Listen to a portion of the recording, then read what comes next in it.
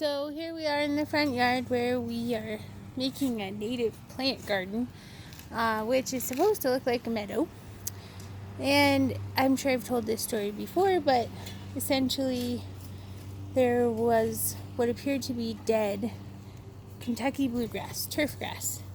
And we rototilled it and left on a vacation for a week and came back, and it looked something like this, as it does right now.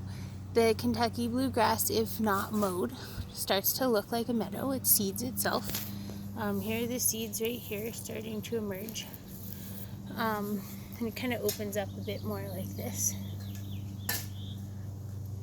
as it dries out.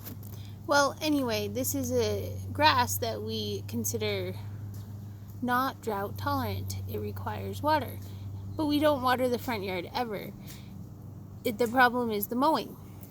Basically, the roots are as deep and prolific as the grass is tall on the surface.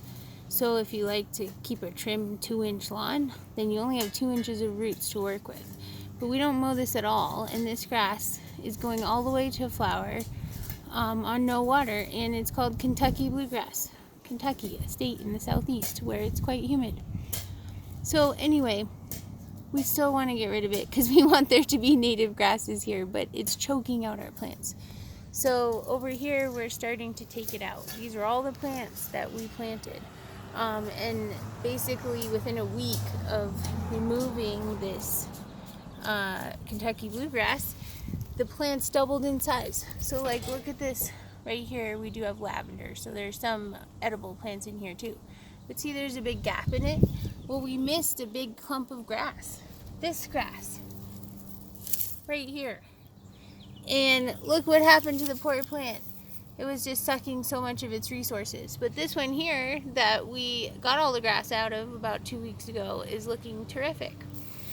So we're trying to get rid of this thirsty Kentucky bluegrass and really get our meadow going. So over here, for example, we have some little blue stem that we planted, and that's a native grass that is about a foot high to 2 feet high, and we want that to be interspersed with flowers throughout here with other species of grass as well, including switchgrass and needle grasses, big blue stem, mountain muley, various grasses that make a bunch form typically.